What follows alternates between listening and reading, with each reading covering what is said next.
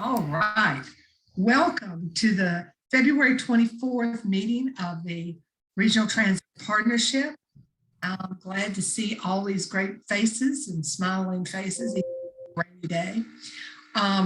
First thing I need to do, of course, is read our notice of electronic meeting. This meeting of the Regional Transit Partnership is being held pursuant to Code of Virginia 2.2-3708.2, which allows a public body to hold an electronic meeting when the locality in which it is located has declared a local state of emergency, and the catastrophic nature of the emergency makes it impractical or unsafe to assemble a quorum in a single location. And the purpose of the meeting is to provide for the discharge of lawful purposes, duties, and responsibilities. This meeting is being held via electronic video and audio means through Zoom online meetings and is accessible to the public with closed captioning, and there will be an opportunity for public comment during that portion of the agenda. Notice provided to the public through notice at the TJPDC offices, to the media, website posting, and agenda. The meeting minutes will reflect the nature of the emergency, electronic communication means, and the type of electronic communications means by which the meeting was held. A recording of the meeting will be posted at the tjpdc.org website within 10 days of this meeting. Okay, with that, Lucinda, would you please call our roll, and if everybody will either make sure we see your hand waving or respond in the affirmative, that would be great. Diantha, when you move your papers around, it's near your mic and it cuts your voice out. All right, I'll be careful. Okay. Supervisor McKeel from Albemarle County. Present. Mayor Snook from the City of Charlottesville. Present. Director Morgan from JAUNT representing rural. Present. Mr. Sherman from the Department of Rail and Public Transportation. Present. Councilor Pinkston from the City of Charlottesville.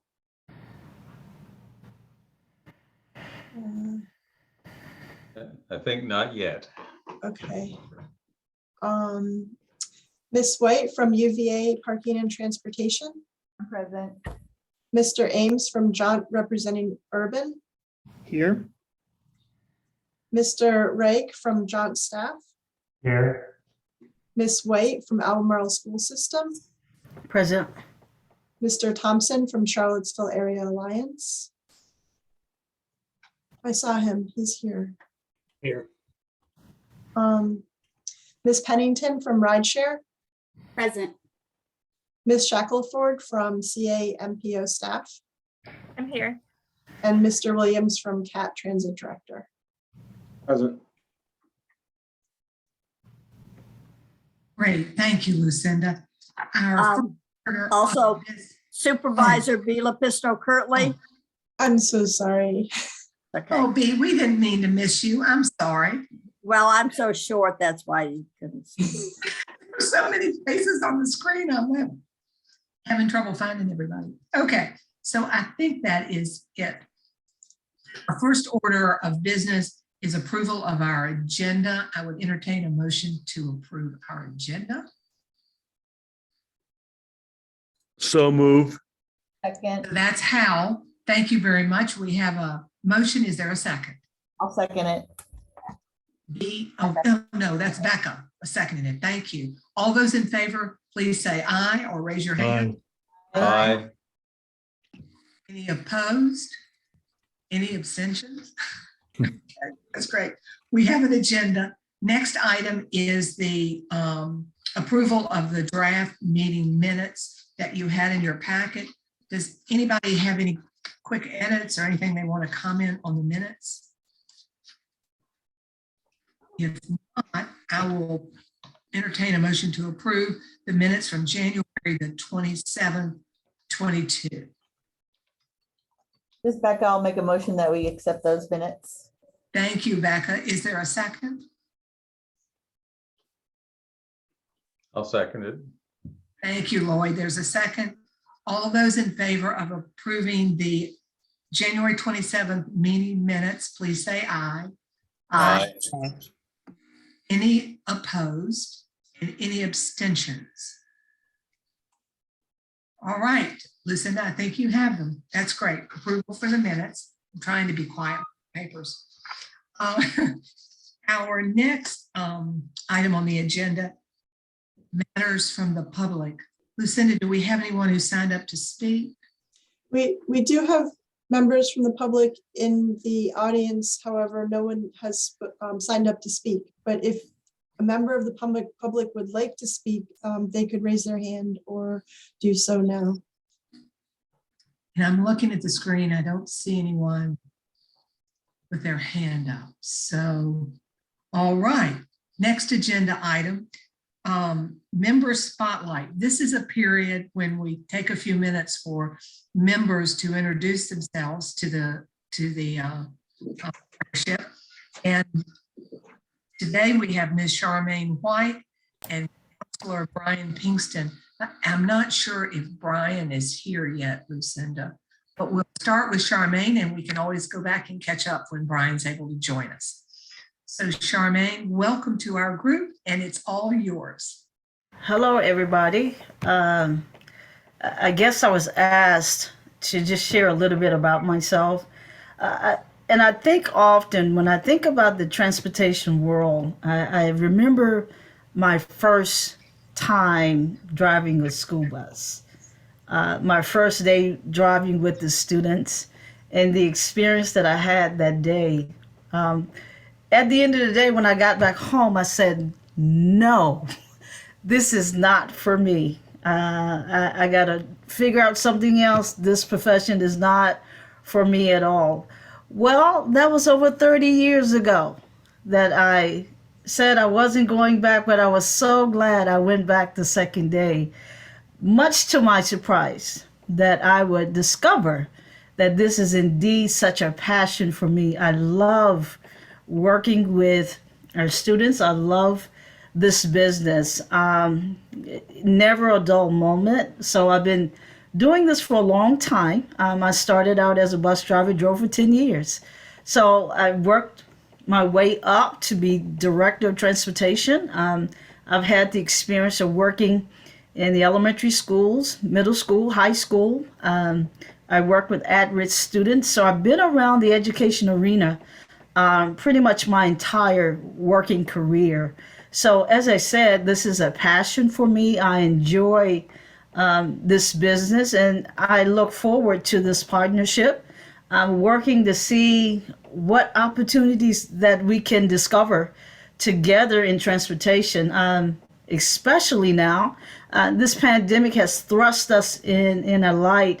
We always struggle finding drivers anyway, but this pandemic certainly has put us in a situation where we got to be more innovative and look at how we can move forward. So it kind of charged me up. I had thought about retiring, but when the opportunity became available and I applied for the job and I was awarded, so it just gave me a boost of energy and it charged my thinking. It just caused me to want to be more innovative in the business. So that's why I'm here. That's why I'm serving in this capacity. So as I said, I look forward to working with you in this partnership. So I'm just glad to be a part of the team. I have to unmute, sorry. Thanks very much. We're delighted to have you. And with that, I see Brian has joined us. So Brian, I'm going to turn it over to you. You are our other newbie, so to speak. So we would love to hear from you about your interest in transit and a little bit about yourself.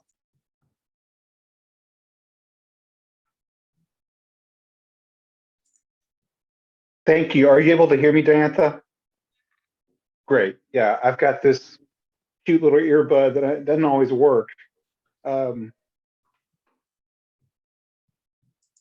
great. Yes, I'm Brian Pinkston, Charlottesville City Councilor. Just briefly, we've lived in the area for almost 18 years. I came to UVA to do graduate work in philosophy, but my undergraduate is in engineering and my background is in project management. So the way I've paid my way through life, so to speak, and our family and so forth. is my work in construction and project management. I'm in facilities management at the university, so I've worked in pretty much every type facility they have and all over grounds, doing renovation type work, leading efforts like that.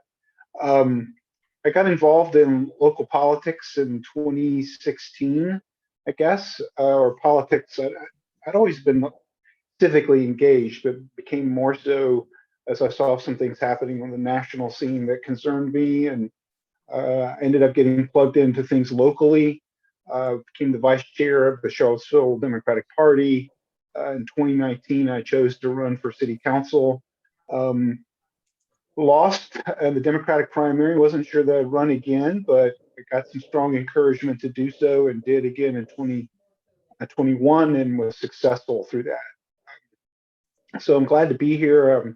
I had to try to leverage my project management expertise to help the city and the county and the region make good decisions. Or I mentioned I'm an engineer, and my passions so are really in the humanities, where I've done graduate work. I'm married with 3 adult kids. They're all students at PVCC and CHS. I guess I'm interested in transit because I think that, this is one of the really interesting and neat ways where the region is knitted together. I like seeing those kinds of commonalities and junctions and ways in which we can pull together in sort of the sum of the whole being greater than the sum of the parts. And I think that there's a lot to be said for a more regional approach to pretty much everything we do. I am glad the university is wanting to step up more. I've been very encouraged by that in recent years, to be a part of the solutions that we need them to be a part of. And I'm just grateful to be on this board, to be able to see how the county engages with things, particularly in the transit arena. And yeah, I think that's basically me in a nutshell. Well, that's lovely. We're delighted to have you join us. And I will throw it open. Does anybody have a question for either Charmaine or Brian? Because sometimes you all do have a question for one of the newbies. I'll open it up if anybody wants to ask. We can put them on the spot. Right? It looks like you all are safe. All right. The majority of our meeting today is centered around the Albemarle Transit Expansion Study final report. And I think probably most of you all have seen this document, which I have read and underlined and marked, but it is the draft of the final report. And Boris is here today from Foursquare to present the recommendations to us. And Boris, I will ask that we remind people, me both now and at the end of this meeting, you're going to do this again, I think at 6 o'clock for the public. Yeah, that's right. We have a public meeting coming up tonight. Yep. Yeah. A virtual public meeting. That's right. So if we miss anything or we want to hear it again, we can tune in at 6 o'clock to hear the presentation again. But we really appreciate your being here. And I guess as long as Lucinda doesn't have any objections, I'm going to turn it over to you, Boris. Introduce yourself briefly, and then Sure. We're excited to hear your recommendations. Thanks. Okay, let me just get this up. Yeah, so I'm Boris Palchik. I'm with Foursquare Integrated Transportation Planning. We were part of the consulting team that developed the recommendations for the Albemarle County Transit Expansion Study. Today, I want to kind of go through and provide a summary of the study, the process of the study, as well as the recommendations that came out of it. There's a lot. The report that Diantha just held up is much longer than this presentation. So this is kind of an abridged version, but if anybody saw anything in the report that they want to, ask questions about, we can address those too. So with that, I'll just start with a little bit of background. Most of you have seen this, but just in case, I know there's a couple of new people. So the goal of the study was to identify specifically short range opportunities to expand transit service in key population and employment centers in the county. We focused specifically on 3 areas: the US 29 North Corridor, approximately from the Charlottesville city limits to up to the North Fork UVA Discovery Park area. That's this kind of pinkish red area. We also looked at the Pantops area east of Charlottesville. So that's this purple area here, and then Monticello, Thomas Jefferson's Monticello. So those were the 3 areas that we were tasked with assessing for opportunities for service expansion. So when we started the process, we started with a very open mind, because there's a lot of different ways to provide transit service and to improve transit service in a community. Each of those ways has its own ideal operating environment. So this graphic kind of helps illustrate that. As you get into more urban areas, you have a lot more service types to consider. And then as you get further into the rural, suburban and rural, more auto-oriented kind of environment, a lot of your options fall away and you're left with fewer options that would really be viable in lower density areas. And density is really the key, especially for fixed route transit service. The more people and jobs there are per acre, the greater the ridership potential of fixed route transit service is. And fixed route transit service also requires a supportive pedestrian environment, because with fixed route service, people are expected to make their way to bus stops and from bus stops. So there has to be that supportive pedestrian environment there to facilitate those trips to and from transit. In lower density areas that are more suburban, more rural, and maybe have more of a challenging pedestrian environment because of maybe lack of sidewalks or very long blocks that require a lot of walking to finally get to either a bus stop or a final destination. There are other types of service to consider, specifically demand response service. So demand response service is a type of service that does not operate along a fixed route with fixed bus stops, but as the name suggests, it's where the transit vehicles are able to get to people, get to where they are. So one of the benefits of demand response services, it can cast a much wider net, because the vehicles aren't constrained to operating in a single corridor.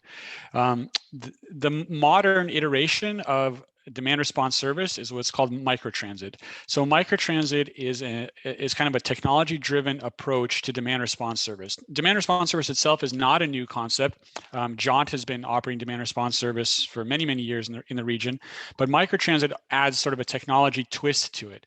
So it's a very kind of familiar process and interface for people who have ever used Uber and Lyft. You use your smart device, your tablet or your phone or whatever, to dispatch vehicles in real time, and they arrive. You see where they are in real time on the app, and you're given some instructions or information on where the vehicle is, how long you should wait for it to arrive, and so on. There are some key differences though with Uber and Lyft. So with microtransit, typically you have a dedicated fleet of vehicles, rather than with Uber and Lyft where you have almost an infinite number of potential drivers with vehicle types and so on. Microtransit uses a set fleet of vehicles that can be branded specifically for your service. The drivers can be vetted to your standards and so on.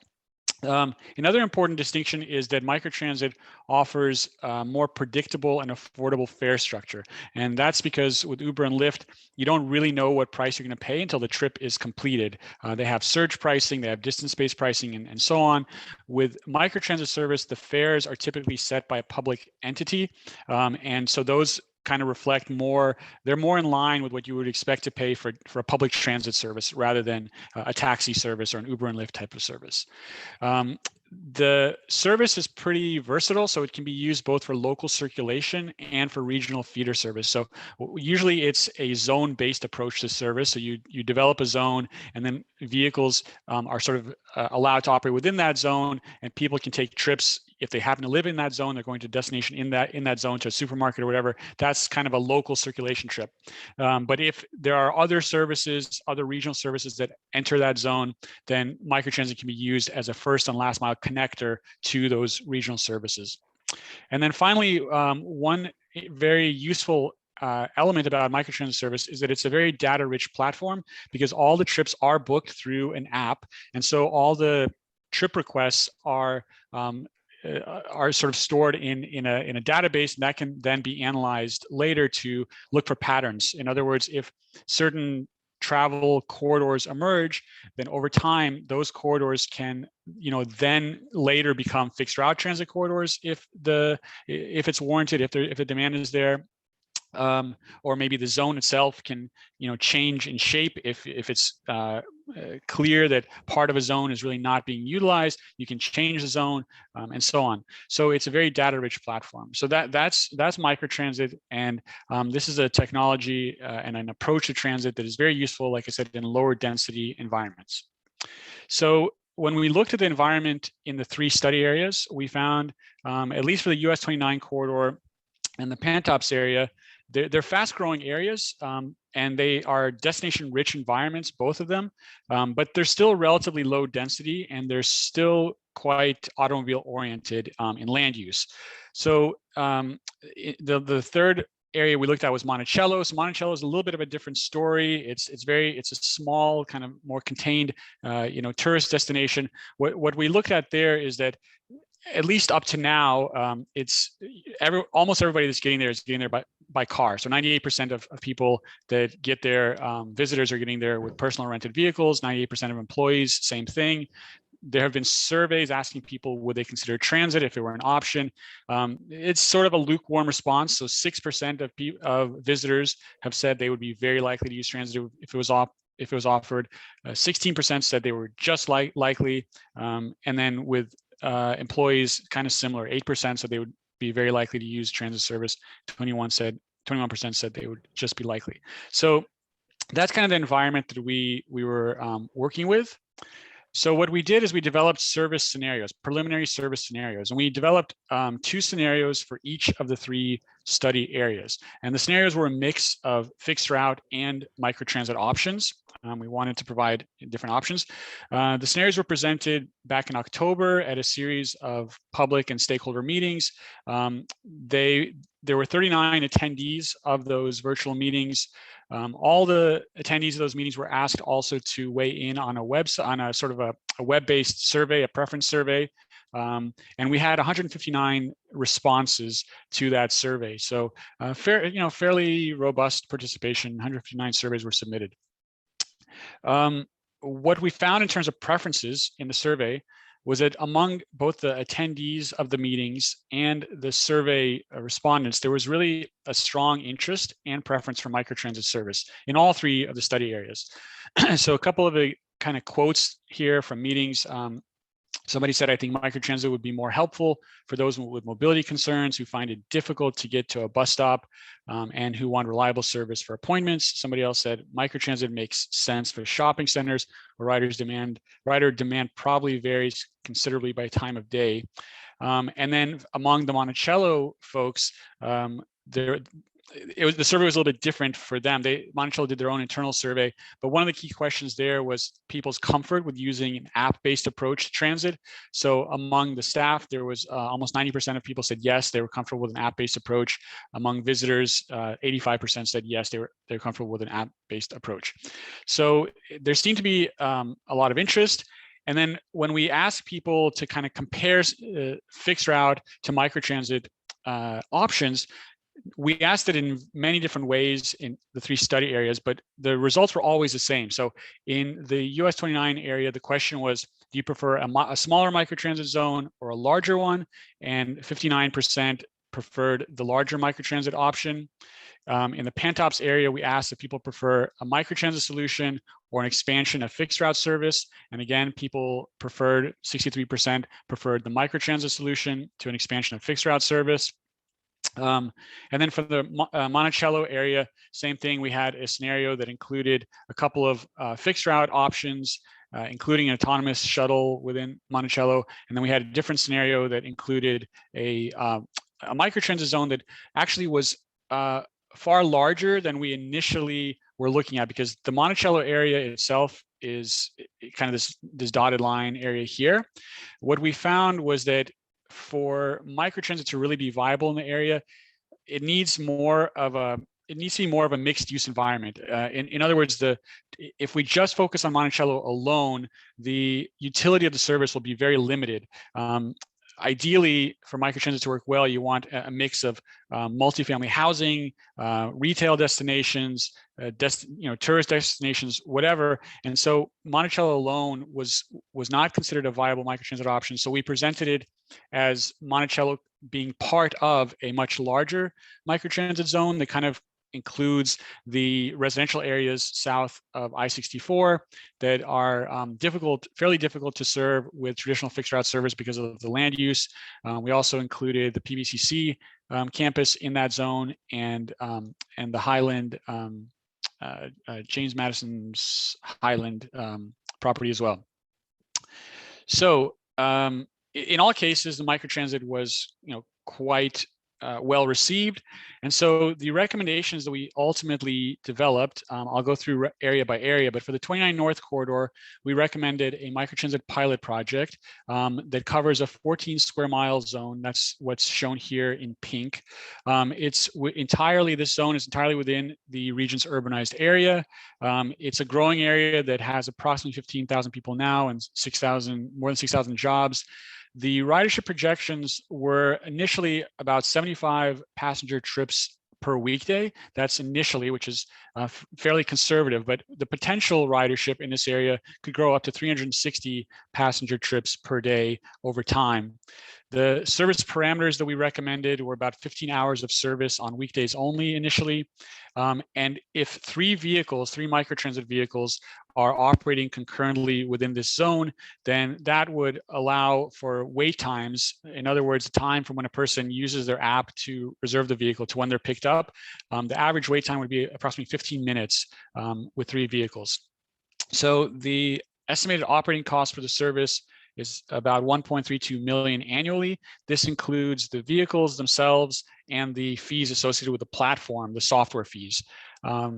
And because this area is entirely within the urbanized area, we recommended that CAT be the sort of either the operator or the manager of this service, and it'd be branded as a CAT service.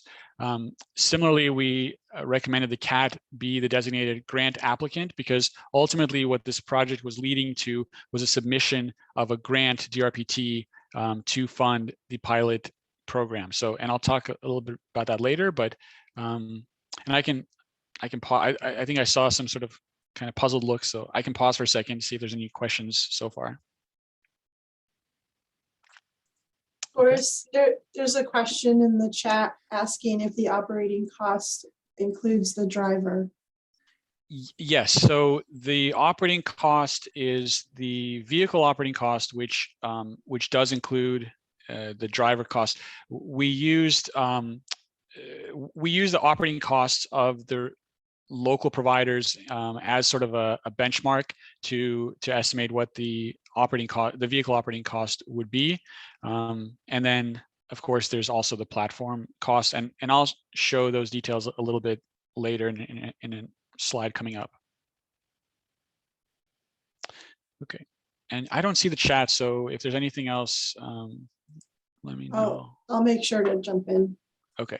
Oh, I wait, think we okay. do have one other question. It says, the question is, do you have an estimate of how much that would save the county in terms of avoided investments in sidewalks, bus stops, pedestrian bridges, etc.? So that is it's a good question. I do not have a number for the estimated savings, but the point is correct that microtransit can operate in an environment that lacks those elements, those supporting elements. Fixed route service cannot operate effectively in areas that lack those things. So there's the microtransit is a good sort of introduction to transit service just because it is a service that is designed to be a little bit more flexible. So when you're not quite sure where the demand will materialize, you can cast a much wider net with microtransit service. But then also it has the benefit of being able to get to the passengers in the case where the pedestrian environment is not great. And even when you do have things like sidewalks, that's not the end of the story in terms of the pedestrian environment. It also has to do with, do you have a good grid network of streets? In other words, can people get from their neighborhood to a place where they can catch the bus fairly easily? If you have the typical suburban land use where you have a lot of cul-de-sacs, where you have a lot of sort of circuitous streets that wind about to keep traffic volume down and speeds down and so on, even if you have sidewalks, oftentimes it's not an appealing option for people trying to make their way to a bus stop on a major arterial. And then the major arterials themselves are also an issue in suburban environments because oftentimes they are very wide and fairly high speed. Even if this posted speed is lower, the actual speed is sometimes higher. And so those are not always comfortable environments for pedestrians to wait for transit service. So Supervisor B from Albemarle County has a question, and then Hal, you're next. Okay, thank you very much. And I really like the idea of the microtransit. This is the second time I've heard this, so I'm really excited about this. I do have a question regarding the 1.332 million annually. And the reason why I say annually is because once you have purchased the 4 vehicles, then those are purchased. And yes, I understand operating costs and everything. But so is the cost for salaries but it's only Monday through Friday, certain hours, but it's the platform software fees. Is that the bulk of the cost after you've purchased the vehicles? So yeah, the initial cost of purchasing of vehicles actually was not included in this number because the vehicles that we are recommending for the service are already on order by CAT. So they were planning to purchase smaller transit vehicles. They're called cutaway buses, or they have various names, but they're basically smaller transit vehicles. Those were already programmed for purchase. So this cost is the operating cost only, and the operating cost is the amount is what it costs to pay the drivers and fuels and the recurring costs of service over the course of a year. So it's just those operating costs. But operating costs for 4 vehicles, operating X number of hours, 5 days a week, 1.32 million seems a little excessive unless a lot of it is going for the platform software fees, the app. Okay, yeah, let me show you. I'll go ahead and bring up this. Thank you. This table here. So the operating cost there's 2 there. We haven't talked yet about the second zone. We haven't talked yet about the Pantop zone. Right. So the total operating cost of the 2 zones, and I do realize now that let's see. Okay. This part here is looking at the 29 North area. This is the Pantop. So this is the operating cost for Pantop service. That's 1 vehicle. $100 an hour is what the approximate operating cost is for one vehicle. So that's $425,000 annually. On top of that, there's a software fee. This is just for Pantops. The software fee is usually calculated in terms of a amount per vehicle per month. So the number of vehicles you operate, if that grows, then this grows as well. So that's the annual Pantops cost, which we haven't yet talked about that. And then this is the same for the 29 North. So 29 North, we have 3 vehicles operating at $100 an hour. So we came up with 1.3 million for the operating cost. The software fee is about 22,000, which again, it's more because there's more vehicles in the 29 North zone than in the Pantop zone.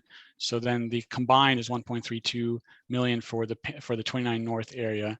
And then the additional fees are UC advertising. So that's the first year cost. And second cost is a little bit different because in the first year, there's also in sort of a software startup cost, which goes away in year 2.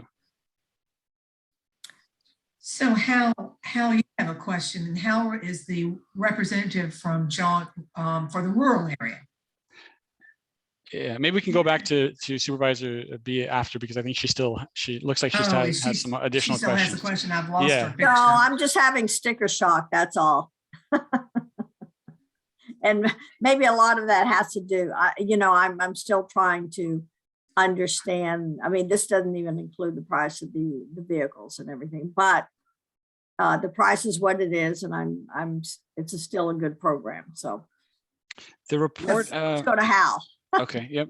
Go ahead. So Hal, go ahead, but you need to unmute yourself first. You're still muted. Okay, There you go. Oh, I think you're muted again, House. Oh, you muted yourself back. Unmute yourself if you don't. Somehow or another, your mute came back on. okay. Boris, I thought we were talking about the Monticello circulator. Is that correct, or? No, right now we're talking about microtransit service in the 29 North corridor. Oh, okay. And I the was confused Pantops by that. area. Okay. Uh-huh. My question would do when we get to Monticello. Thank you. So for as far as the operating cost, I have a more detailed breakdown of it that I'd be glad to share. I could send it to Lucinda. She can share it with others that help maybe clarify the breakdown of the cost. But ultimately, it's the fact that the service is $100 per service hour. That's the approximation of the kind of going rate of transit service. So that's the main driver of the annual operating cost. And Boris, let's go on with your presentation because we can come back later. So Okay. continue on, please, because we don't want to run out of time here. Yep, sure. Okay, so that was the 29 North area. The second area that we are recommending, or we did recommend the pilot project, was the Pantops area. So this is a much smaller zone. It's only 2 square miles. And with 2 square miles, you could theoretically operate it with a single vehicle. We wouldn't recommend a single vehicle only because when you have a single vehicle with microtransit, you can't take advantage of the inherent kind of algorithms that are built into a microtransit service. In other words, when a trip is requested, there's a process by which the right vehicle is dispatched for that trip so that you try to make the trip as efficient as possible, as direct as possible. So because it's a small zone, we're recommending a single vehicle be assigned to it full-time, but that since the 29 North corridor is actually quite close, this is sort of, this little dotted line is how close it is from the southern edge of the 29 North zone to this zone. We would recommend that one of the 3 vehicles that operates in the 29 North zone actually be a shared vehicle, and it could provide service in the Pantops zone if needed. So overall, for the 2 zones, the 29 North and Pantops, that's a total of 4 vehicles, which is exactly the number of vehicles that are on order by CAT now for this type of service. So this, the ridership estimate for the Pantops area is about 25 passenger trips per weekday initially, and then a potential ridership of up to 240 passenger trips a day. Same service parameters, with 1 vehicle dedicated and 1 shared vehicle, that would allow for the 15-minute median wait time. The estimated operating cost, as we just talked about, is $432,500 annually. That includes the vehicles and the platform. And again, it would be a CAT branded service. For Monticello, what we're recommending is to move the recommendations to the longer term. So we were tasked with identifying short-term recommendations, but while we did make recommendations for Monticello, they didn't quite fit into the short-term sort of time frame for a few reasons. One is that we did change quite significantly the definition of the area that we're looking at. Initially, we were only supposed to look at Monticello proper. We realized, as I mentioned, that really this only makes sense if you look at a much larger area for microtransit. Also, this zone that we came up with would require 2 vehicles, at least 2 vehicles, for it to really be viable. Those 2 vehicles aren't currently available.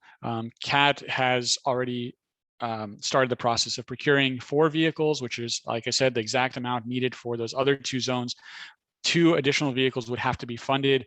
There's no source yet programmed for those 2 additional vehicles. And for those reasons, we are recommending this as a long-term recommendation.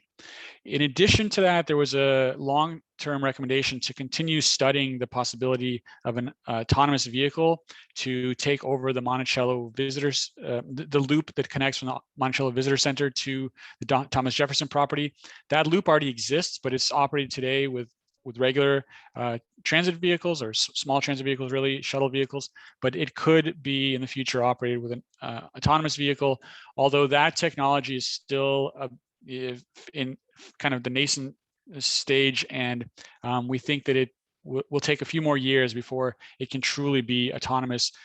Today, there are autonomous vehicles operating, but they still have a monitor. They may not be a driver, but there's still the manpower issue of somebody sitting there monitoring the service inside the vehicle. So it's not quite ready for full prime time quite yet in our assessment. So that's a longer term recommendation. I'll pause there. I know Hal had a question about. Yeah, Hal, did that answer your question? No, Boris, my question is, I can't tell from the map, does your service area also include the 5th Street station? It does. Well, no, actually it doesn't. So the 5th Street station is just north of 64. So that's up here. And this is really focused on area south. So we do have some fixed route CAT service that operates in this area and does serve 5th Street station. So the idea is that, at least with the zone shown here, you could have the connection opportunities from microtransit into CAT service that then could take you to 5th Street station. However, since this is a longer term recommendation, some of those details could certainly change. If it may make sense to include 5th Street station as part of the zone, but that would need to be analyzed closer to the time of implementation. Okay, thank you. Okay, so again, costs are here. Boris, we have some questions in the chat. Do you want to wait till the end of your presentation to go over those? No, we could do them now. Okay, and we're going to take questions from the Regional Transit Partnership members and hold the questions from the public for the public meeting, which starts at 6 o'clock. So Diantha, is it okay with you if I read off the questions? Sure, absolutely. I just want to make sure that Boris has time to get through his presentation. Yeah, we're almost done. Questions are really important. I just don't know how long the presentation is, right? Yeah. Okay. So there's a question asking on insights on coordinating with the microtransit pilot project with the existing 29 Connect route. Could it allow the 29 Connect route to further extend north to the North Fork area? So we did not recommend extending it further north, but what we did recommend is in the longer term. So this is, again, a change that is not funded. So the changes that were not funded, we relegated to longer term recommendations. The 29 North Express service today operates just 3 trips in the morning and 3 trips in the afternoon. This is a service that could operate more frequent service, more regular service, and the microtransit service would actually help complement it, because the 29 North service, the way it's set up today, it's sort of a park and ride approach. So people that don't have access to transit really can't necessarily access it unless somebody drops them off or if they walk or so on. But with the microtransit zone, people could use it as a first and last mile connector to the 29 North service. So the 2 services would be quite complementary of each other. We're not recommending extending it further north because, again, the microtransit zone would provide service further north. So that could be used to funnel people to the existing 29 North stops. Hopefully, does that answer the question? Well, this is Becca. I asked it, and it was had to do with some of the affordable housing initiatives that have been discussed recently and the proximity to the north end of 29 Connect, but no need to dive into it That's just my Mhm. question. Thank you. Okay. The next question is the cost per passenger of the pilot is over $48 per person initially. Uber to Ruckersville is $27. Would a subsidy of an Uber/Lyft be more cost effective? You know, initially it could be, but there are other reasons to consider microtransit other than the cost when it relates to, you know, Uber and Lyft versus microtransit. And part of that is what I mentioned earlier, that it's more in line with public service in the sense that you could brand it more easily. You can ensure that all vehicles are ADA accessible in a way that Uber and Lyft you really can't. Uber and Lyft does have some ADA vehicles, but you have to request them. The wait time for those vehicles is longer than your typical vehicle. Same thing with vetting of drivers. With microtransit service, you can ensure that all drivers are vetted, not only from a background check perspective, but also trained to deal with people who do have special needs, so ADA eligible individuals. So it's not just the cost, but over time, the capacity of microtransit vehicles is greater than a typical sedan that you would see for Uber and Lyft. So if ridership continues to grow, then over time, microtransit actually becomes much, much more efficient than Uber and Lyft service, because you can transport a dozen people at a time versus 1 or 2 people at a time. So initially, there will be a lack of knowledge, a lack of understanding, and based on, we had a lot of input from Garland with Kat about that. When I showed this, you may have noticed that we have quite a large advertising budget assigned for both year 1 and year 2, and that is to try to get awareness up of the service that would allow you to grow the ridership, you know, fairly quickly over time. Just to throw in my 2 cents worth, part of the goal of transit is to get more cars off the road, not to add more cars to the road. Because it would seem like to me Uber and Lyft adds more cars rather than getting cars to getting people into one vehicle. B. Yes, I'm not saying anything against Lyft or Uber, but there's also, in my opinion, the safety factor of knowing that this, you know, the people have been vetted, and this is a publicly run bus service. So I would feel a lot safer, frankly, just like I would in a JAUNT bus or a CAT bus. I'd feel a lot safer in one of these microtransit buses than using Lyft or Uber. Now we're into that vehicles being inspected for safety. Yes. Yeah. Okay. Are we Okay. set, Lucinda? Are there more questions? We just have 2 comments. One is that JAUNT has vehicles available, and the other one is that autonomous vehicles today also do not work well in inclement weather. Those are just comments. Okay, noted.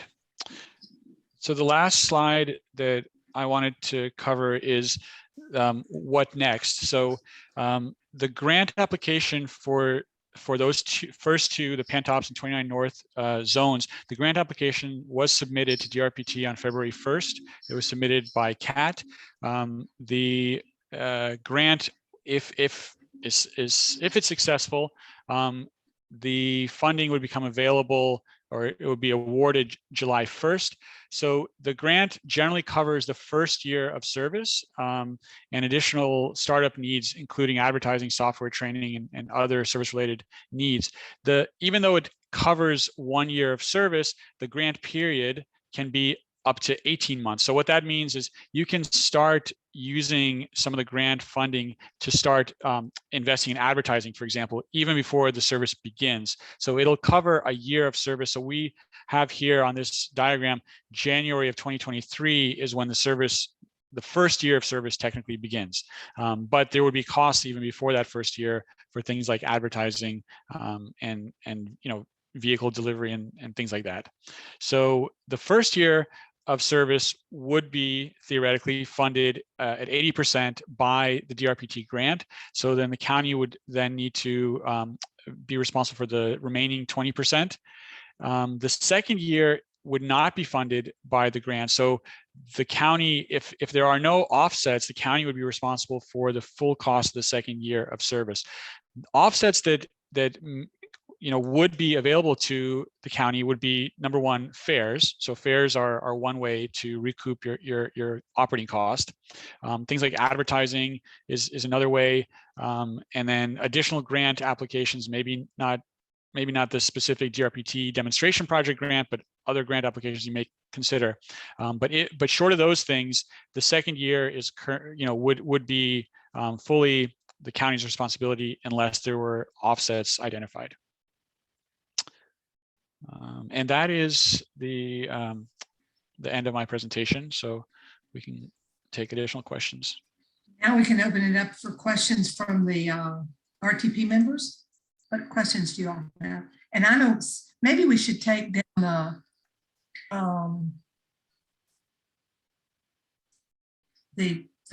I can't see if anyone has their hands up, I guess is what I'm saying. Or I don't know if we may need the presentation back up, but I think Becca may have her hand up. Becca? Yeah, I think when we had the technical meeting the other day, you said that there might be some hint as to whether the grant ahead of July 1, whether it's headed toward being granted. So can you give a little insight on what we might hear between now and July 1st, or will it just be on July 1st, it's a yes or no? I think they're on. Is there anyone from DRPT who's on this call? They probably could speak to that better than I could. Yeah, I can answer that. And Neil, introduce yourself, dear, please. Yeah, I'm Neil Sherman, Director of Transit Programs for DRPT. And so if it is approved or recommended for approval, it will be in the draft, the Commonwealth Transportation 6-year STEP in April. And then we will go through the process of making sure there for public hearings and that there is local match available for whatever is approved. And then it would be approved usually the third week of June. And I will add that the Albemarle County Board of Supervisors have supported the demonstration grant. Just so everybody knows in case they didn't know. So we've done our share of supporting it up until now, Neil. It's up to you guys now. And there's no need to assure that there's year 2 support?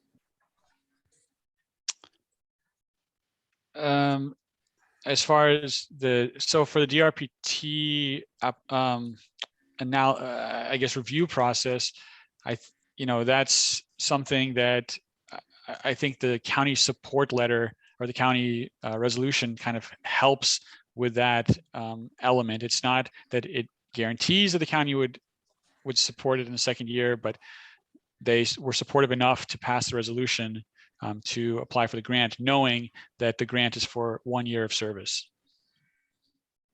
Thank you. I'm looking for any other questions that folks might have.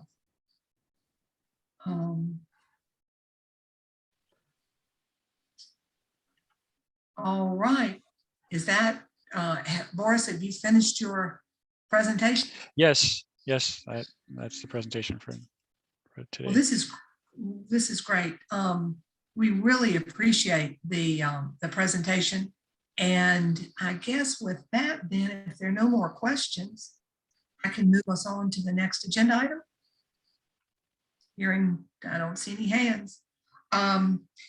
So our transit provider updates are next. And Ted, you have the honor of being listed first on the agenda. So from JAUNT, you want to give us your report, Ted? Yeah, thanks, Diane. Nothing too extensive, but I do want to report that Garland of CAT, Becca of UTS, and Charmaine of Public Schools, we all met at JAUNT on Tuesday to discuss opportunities to collaborate. The big thing we're looking at is drivers or bus operators, as we're now calling them in JAUNT. And we looked at opportunities to grow the market, see if there's opportunities to help each other out if we're overlapping services. One thing we're going to look at is do some of the CAT routes allow yellow bus students to ride to school. And we realize there's school bus regulations so we don't want to violate any laws, but there may be ways to make that happen and stay legal.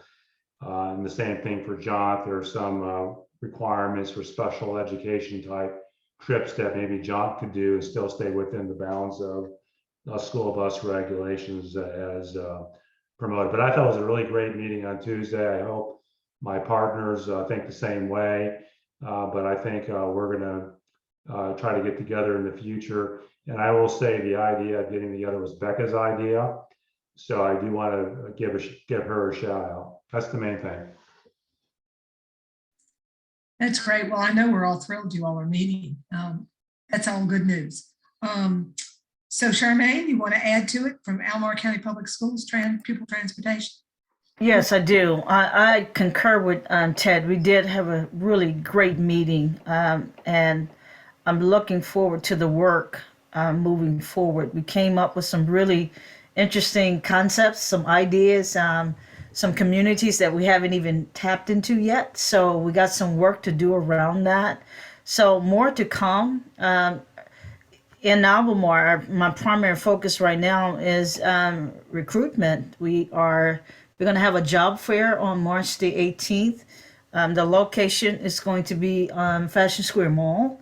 So we're going to get out flyers and make sure that we notify the community, because just like everybody else, we need drivers. And so we're just going to get out there and do what I call boots on the ground. Knocking on doors, meeting with various communities, working with organizations to include JABA and the senior center, and just making networking out there to see whether or not we can find some folks who want to transport our children. So that's what we are working on. Great. Any questions? I guess I should have asked. Any questions for Ted or Charmaine? Loop back around and make sure you all don't have any questions for them. B has her hand up. B? Always. Okay. I just want to say thank you very much, Ted and Charmaine. I love the fact that you're thinking outside of the box to help our students, especially in rural areas where smaller buses or JAUNT buses can be used. Whatever way we can get through that quagmire would really help. I've heard from constituents how a large bus will be in a very dense area, and then that large bus has to go down a road with maybe 2 students in it and turn around in a driveway, which adds almost another 20 minutes to the drive or longer. So being able to pick up those students in a smaller bus that are out in the rural areas will really, really make a difference in the time that our children have to be on the bus and travel that long. So I commend both of you. And as far as more bus drivers, just take them from Garland. I think you can do that. We would love to do that. Yeah. No fights here. No fights. By the way, my where I live is secret, so you won't be able to find me. Garland. Thank you. I know where she lives, Garland. And it is true that if we can get young people, high school students used to public transit, as opposed to just school buses or public transit, they tend to be transit riders as adults once they graduate from school, which is a really good thing. All right, so next up is Becca from UTS. I just concur. I'm so thankful Ted hosted us, and Charmaine and Garland and Ted and I just had a great first step, and I'm looking forward to all we're going to be able to develop and help each other and help the region, which is really what we're all trying to do. I don't really have any update from UTS. We are evaluating the new service delivery model that we implemented on January the 19th. We kind of set UVA's spring break as our moment of reflection on that implementation. And probably so then by the next RTP meeting, I'll have a few more interesting updates. But it's so far so good on the combination of a very compact fixed route complemented by on-demand. So it's not too dissimilar from the presentation we just saw. It's just in a much more compact service area, and we're delivering it at 10 o'clock at night rather than during the day. So thank you. And Becca, what size buses are you all using for your own demand? We're using 7-passenger vans. Okay, great. Well, we'll be excited. It'll be exciting to see how that works out, what your report back to us is. Any questions for Becca? All right. Kat in the City of Charlottesville Public Schools, that is Garland. Thank you. So I will also say that that was a wonderful meeting of the group. And I think this is a good start for us. And thank you, Becca, for suggesting it. It's kind of pulling us all together and making us, it was amazing to see, the four of us interact and how we started to think out of the box when all four of us were in the room together. So I will say that for CAT transit side, the things that we're working on right now are we have some capital projects that we're trying to get working, that we're working on. We have a couple of bus stops, implementation projects that are underway. One is over in Belmont. You will see a real example of what a ADA compliant bus stop will look like. So we're working through that. That will hopefully kick off in the next 2 weeks. The contractor was out doing surveys today. So we're getting really close. Then there's potentially 1 or 2 more in the county that we're hoping to be able to announce pretty soon. So we are really getting close. It has taken time because there are a number of steps, whether it was in the city or in public, public right away in the county or on private properties. All of those processes are different, and we have, I think we have a way of getting through them now that we can, document the processes and continue to duplicate them in the future. But I'm really encouraged by where we are, and hopefully we'll be able to get, the contractor working, breaking ground and putting some badly needed infrastructure in place to support public transportation. Like Charmaine, we are actively doing recruiting. So you're going to see us start we actually have a campaign right now that's been in the newspapers. I don't know if the individuals have seen them. It's basically get to know CAT, get to know our drivers, get to know our staff. So that's a project we started during the month of February, but we'll continue on for the next couple of months, just getting people to see the faces behind all the hard work that's being done every day. So it's not just drivers, mechanics we highlighted, office staff. So put in a face to the project. Eager to, I think Boris and the team did a wonderful job in putting an application together. We submitted it for the microtransit project. Hopefully we will be successful in getting that project done. There's potentially opportunities for us to partner with, particularly JAUNT or, third party provider. We want to make this, we're going to do whatever is necessary to make, if we are awarded, the project successful. So that is CAT's goal, to make sure that we can, once this is successful, we'll have a blueprint potentially to replicate it even in the city. So that's kind of our report. Last thing. Just going to say, Garland, could you speak to us a little bit about the demonstration grant? Because certainly the public knowing about it, the marketing of that is going to be critical. Just to share some of your thoughts about that, perhaps. So assuming we're going to be successful, the team is working on I have my team starting to work on an ad campaign and a branding campaign for the microtransit project. Giving it us a specific name, just going to use something that comes to mind, like it's a microtransit project, call it micro. So if you branded it something micro, people will get as to what that means, and then the areas that are associated with it, because it's not everywhere. And we need to kind of make sure they understand it is in a specific area that the project operates. But branding it as a certain thing will help us to do that. which is what the additional funding is designed to do in the project. When you launch new services, it is really important, especially up the first, leading up to it, the first 60 days leading up to a new launch of a new service, to really get the word out about the launch of a new service, how it's going to be, how people are going to be able to use it and interact with it.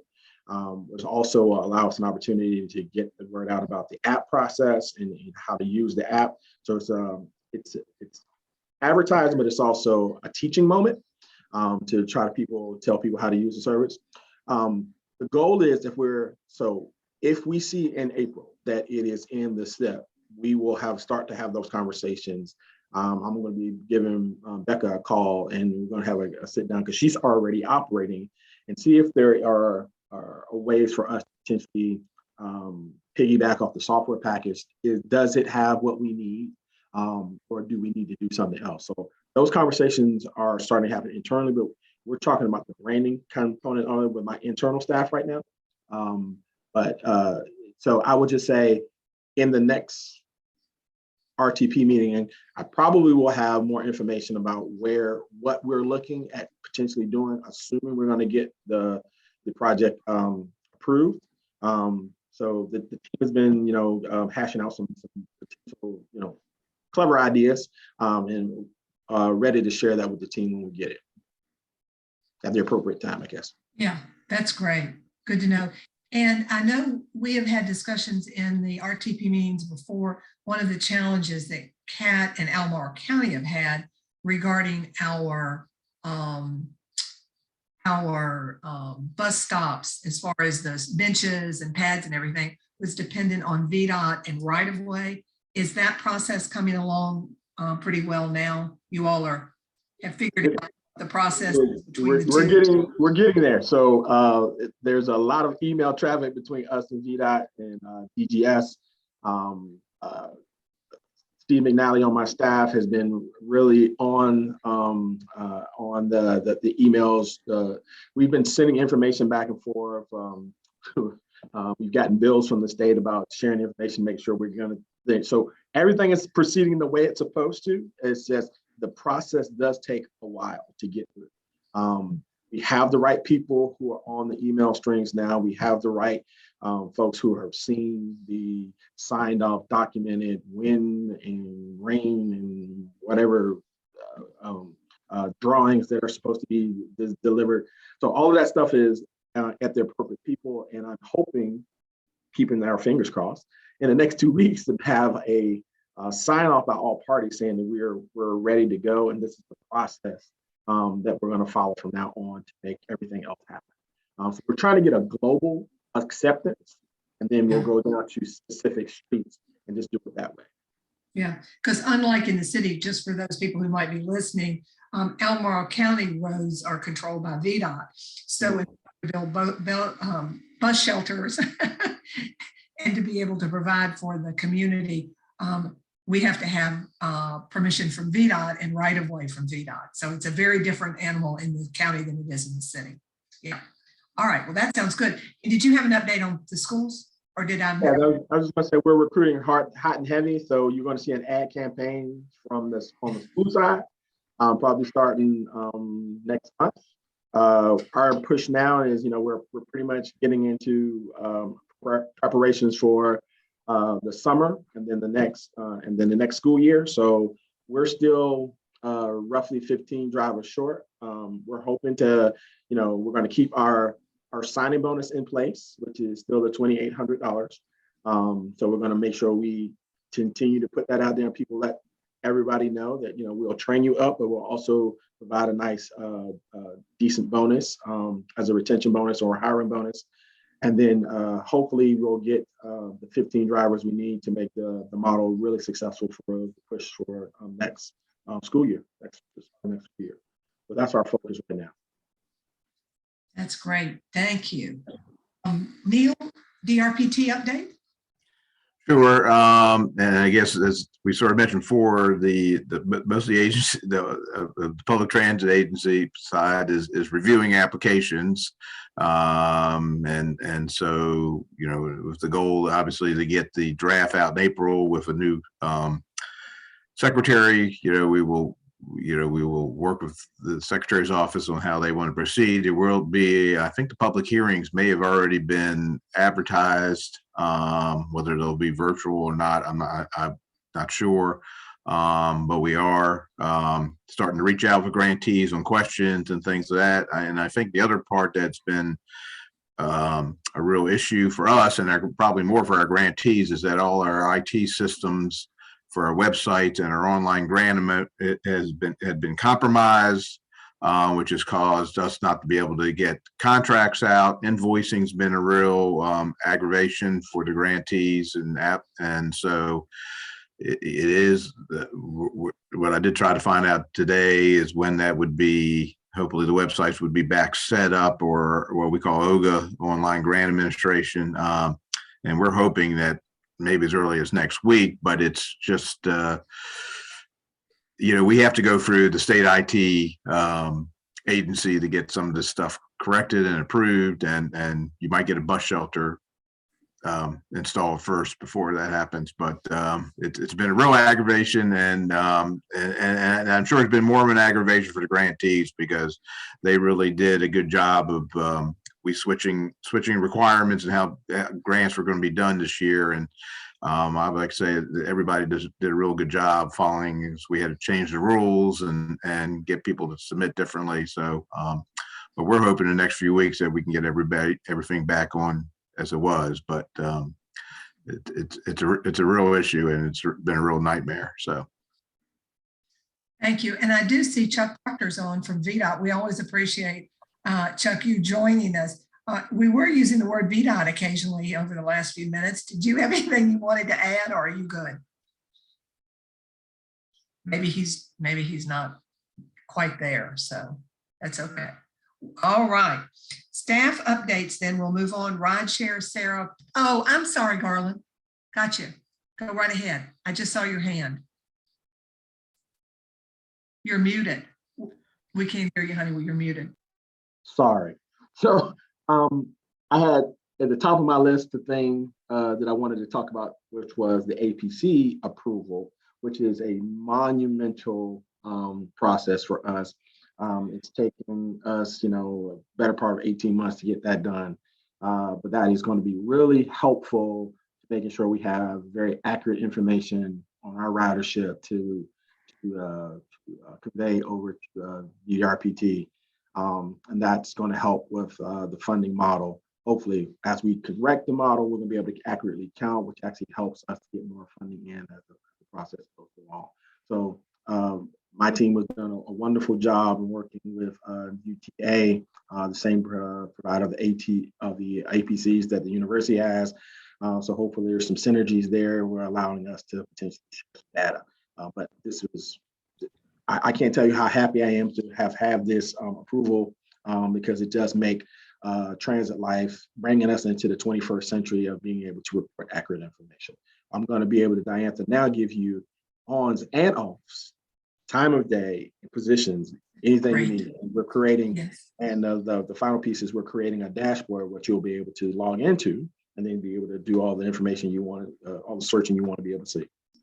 That's wonderful. And just for everybody's understanding, APCs are automatic passenger counters. There are little devices that are placed on the top of the bus, and because you break the beam and it's so sensitive, it can tell whether you're getting on or off, and it gives you an accurate count of global position and where it was, time of day, and all that information. So it's wonderful, bringing us into the, like I said, 21st century.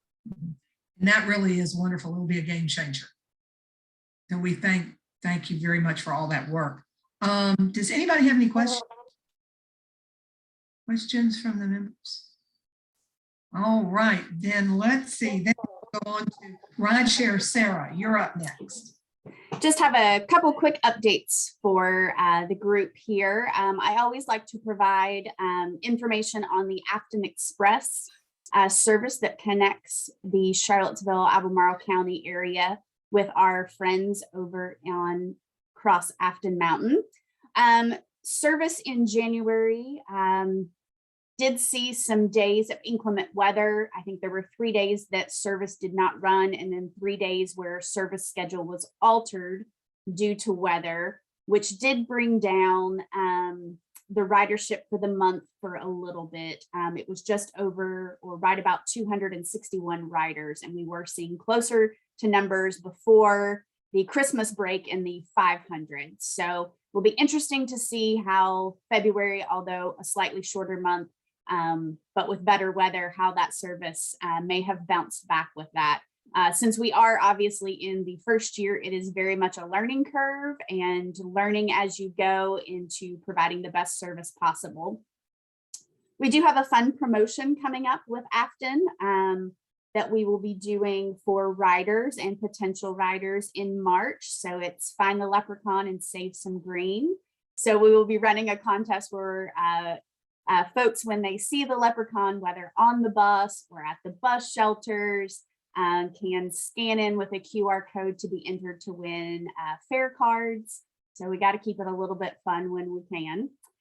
In addition to that, we will be doing some advertising through television, through actually streaming services, and then some additional geofencing advertising where we're targeting folks who come through particular areas, mostly around those stops, who when they then log on to their mobile device on things like the weather app or social media, where you see advertisements, Afton Express advertisements will potentially pop up if you roll through those areas.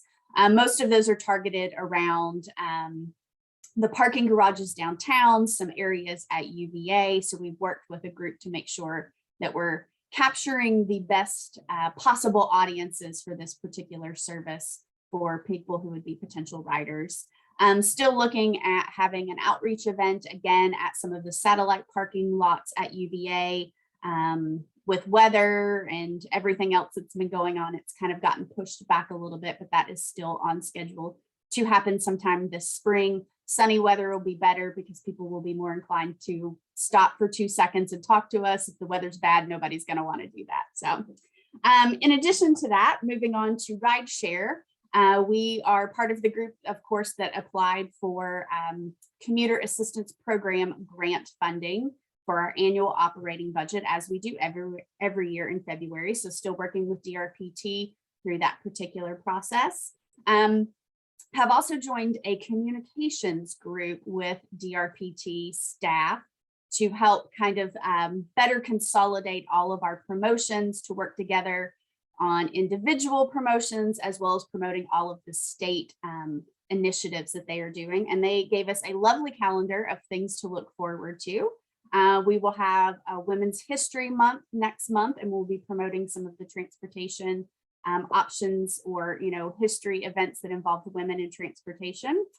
Transit Operator Day will be in March as well. Also, there will be a 6-month telework promotion that will span from March through October. We're waiting on more details as to what exactly all that will entail. I know one of the things that rideshare specifically will be promoting during that time is the fact that telework is indeed a commute in our app and our rewards program, so you can earn rewards for your telework commute. So that's definitely something we're gonna, we feel like sometimes people forget about that option, that still counts and that still earns you points, and that is still saving admissions, fuel savings, obviously less cars on the road. So that will definitely be some of our concentration. And then also just forward thinking, in May, we have both Bike Month and then rideshare, and many of the transit service providers in this area often do a clean commute promotion as well. So plenty of things to keep us busy in the spring. Yeah, I think that's it for rideshare in Afton. Great, thank you. Any questions for Sarah? I don't see any hands. All right. Sandy, we're on to the MPO update. Sure, and I'm actually going to start with a non-NPO update because I don't see another place on the agenda to do this, but Lucinda has actually just developed our draft of the work program for our rural transportation program, and we'll be presenting that to the commission next week at their meeting. And one of the things that we included is, with all of this sort of momentum around transit planning is Christine and Lucinda met with John earlier this week to discuss what the PDC could do to support better information gathering and planning around transit in the rural localities. So that's something we're hoping to get some support for from the commission in order to take that on as part of our programming next year. So just to expand beyond the MPO a little bit, let you all know about an exciting transit project that hopefully will be coming on board in the rural areas. Otherwise, for the MPO, we are mostly full steam ahead preparing for smart scale applications. We've had a lot of activity happening recently. I'm going to drop a link in the chat, but Bella has done a really great job of compiling information on all of the projects that are being submitted throughout the MPO area on smart scale. You'll see that a lot of them are involve bike and ped infrastructure, which, as you all know, is really helpful and conducive to supporting transit operations in the area. The big project we've been working on is some community and stakeholder engagement around the Ravenna River bike ped crossing between Pantops and Woolen Mills. We had that public meeting on Tuesday evening. We had about 25 people attend. We have a survey that's currently live right now. We have 696 people that have responded. So if you are somebody who hasn't responded yet, if there are 4 of you on this call and you care at all about the bridge, you could just satisfy me personally by taking the survey and getting us to 700 at least. But that survey will be open until March 4th. And then we'll be having a special meeting with the MPO policy board to discuss all the information that we've received regarding that project on March 10th, in addition to the regularly scheduled meeting on March 23rd. So you're welcome to attend either of those if you want to learn more, and I'll be happy to answer any questions. Otherwise, we're working on developing a draft of our MPO work program for next year. The big things are that we're going to be starting our long range transportation plan. We did successfully receive a technical assistance grant from the Office of Intermodal Planning and Investment to help us develop a project prioritization process that will be integrated into our long range transportation plan. And among the things that we want them to help us do is to help us evaluate how projects meet some of our community's environmental goals and equity goals. So we're looking forward to having that assistance as we go into that plan update. But happy to answer any questions if you all have any. Sorry, and I do see a couple of requests for to put some of the links into the chat for folks. So if you can just check that, Sandy. I will add, and Bea can jump in if she wants, but we're really thrilled that in Jeff Richardson's proposed funding request, Albemarle County, if it goes through, will be purchasing our first street sweeper for urban areas, which for our bicyclists and even some of our pedestrians is really good news. I'm thrilled. So any other questions? Oh yeah, Sandy. I'm sorry, Bella just sent me a reminder that we do have the webinar for all of the smart scale projects that are coming up on Monday evening at 6 o'clock. So that's going to cover everything in the region. We've been working with the City of Charlottesville and Albemarle County. Chuck will be presenting a lot of the projects, but you know, some of them are a little bit preliminary, but we'll be able to at least review the projects where they are right now and get initial public feedback prior to the pre-application deadline on March 31st. Mm-hmm.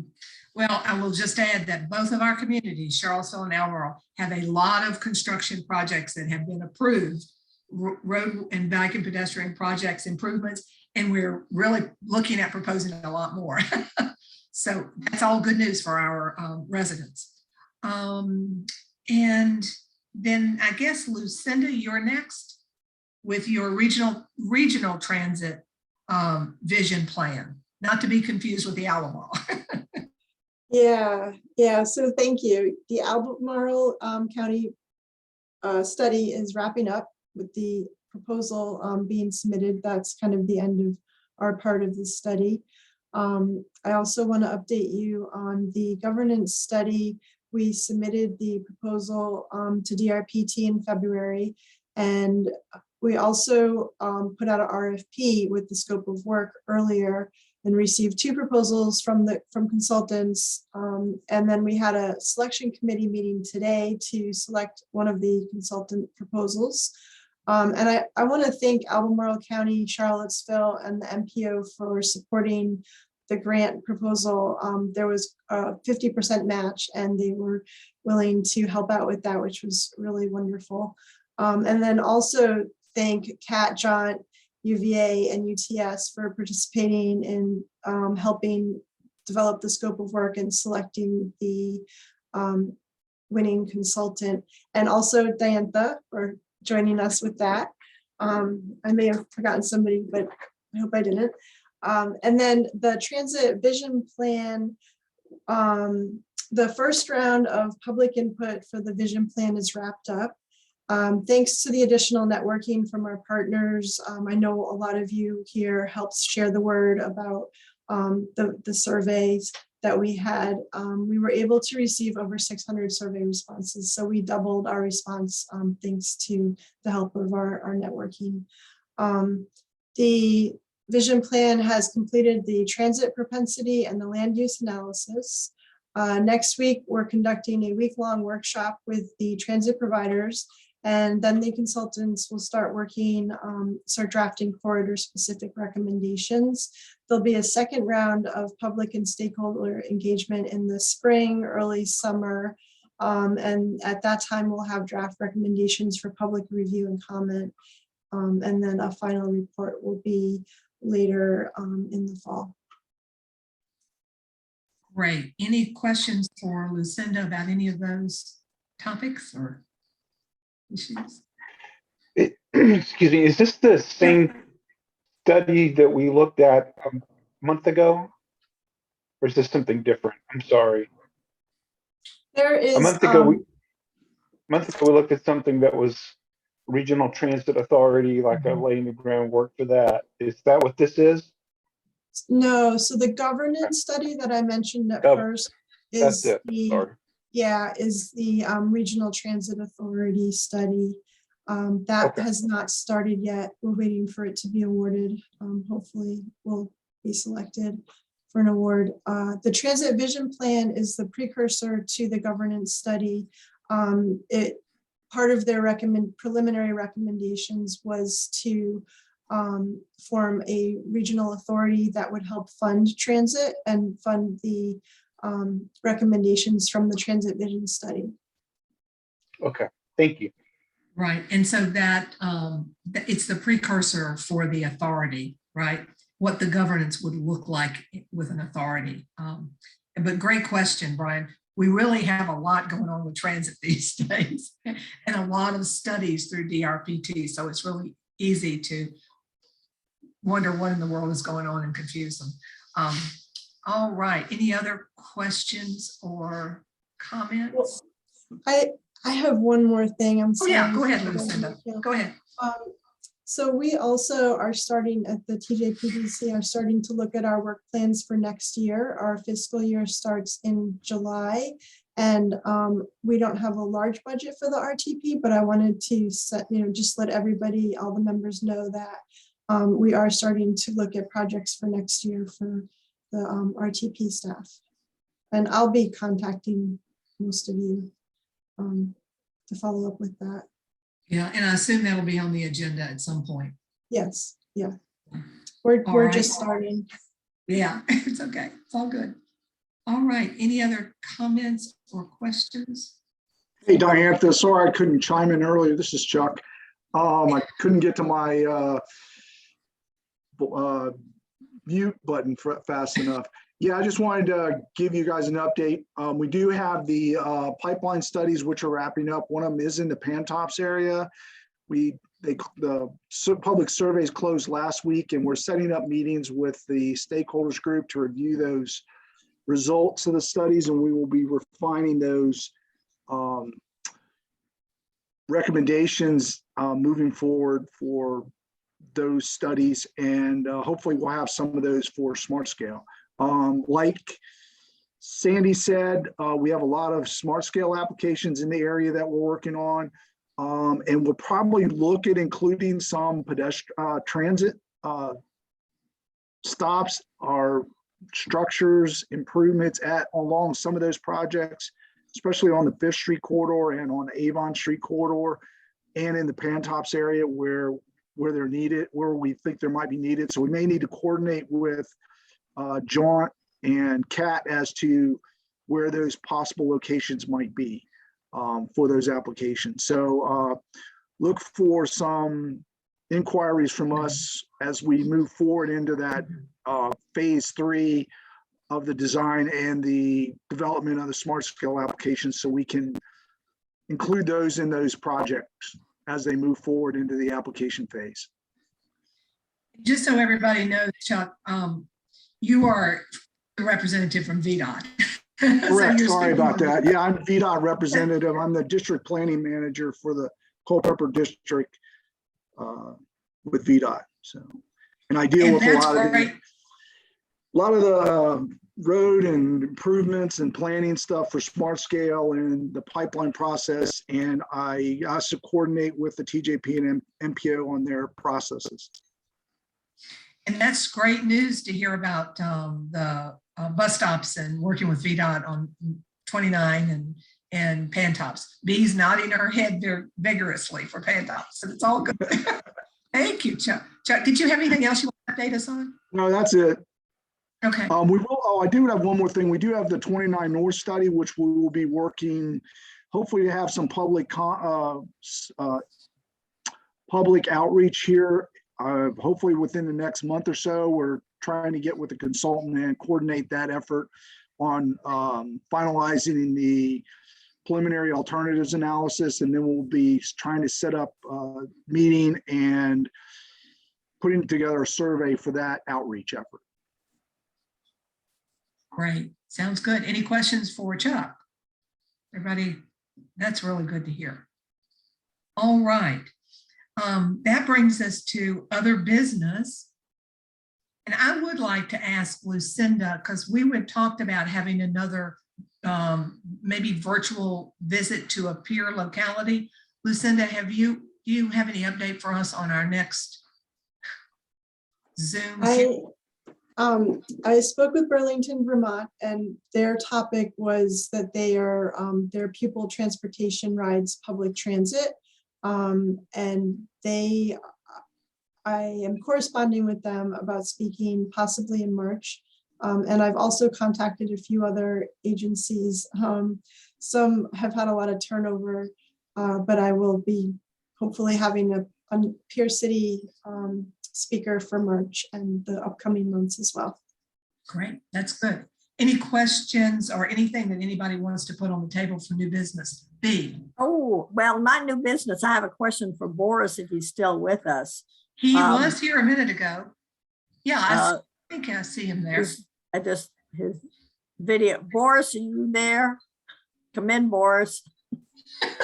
Okay. I am here. I just couldn't find the unmute button. I'm sorry. I am here. I am here. No problem. So with the microtransit, I think we discussed this last time, but since there are 3 buses going up 29 North and 1 at Pantops, I think you did say that one of the buses from 29 North could go into Pantops if there was a need there. Does that also mean that you could take people from 29 North, let's say, to Martha Jefferson, which is in Pantops, which would be a huge. Yeah, it's a really, really good question. So part of the trick to making microtransit as effective as possible is to limit the distance that people travel. So initially, while ridership is fairly low, you probably could allow for trips to go from zone to zone without much impact. Over time, if ridership grows, then what you would want to encourage is for people to use the fixed route service to make longer distance trips, and you can feed people into the fixed route service, then they can make their way from zone to zone. But that's something that will kind of be a policy decision probably for CAT or but initially it could be, I think it could be accommodated initially. Okay. Thank you very much. Yeah, you also don't want to cannibalize your fixed route ridership, right? You want to encourage people to use fixed route, which is the bigger of the 2 investments. So right. And I do want to say one final thing, that I want to commend Mayor Snook, because I understand that he is proposing a change to CAT, which is Charlottesville Area Transit, to ACT, which is Albemarle Charlottesville Transit. So I just want to. I noticed you got Lloyd's attention, so maybe Lloyd like to speak to that. I hadn't heard that. Just kidding. Wanted to make sure everyone was awake. Okay, thank you. Over and out. All right. All right. Any other new business anybody wants to put on the table, or anything they want to bring We're up? nominate B to be the mayor of Charlottesville next.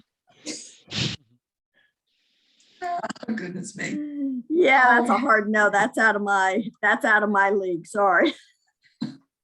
All right. You guys are doing a great job. Keep it going. If there aren't any other comments, questions, or any other new business, I know you guys hate it when we get out early. We could sit here and just chat among ourselves. I do want to take the opportunity to thank Boris a lot for the presentation and all the really good work and hard work that Foursquare has done for us. And I want to say thank you as we're wrapping it up. Thank you for having us and for and inviting us to work on this project. So thank you. Well, we're thrilled that the report's done and moving on to the next step. And we're going to give you a little bit of downtime because I know you're going online again at 6 o'clock. So you can have a little break, and I'm going to adjourn our meeting. Our next transit meeting is March the 24th. So we will gather around again in March. And thank you guys very much. Hearing no, I will adjourn us. Bye.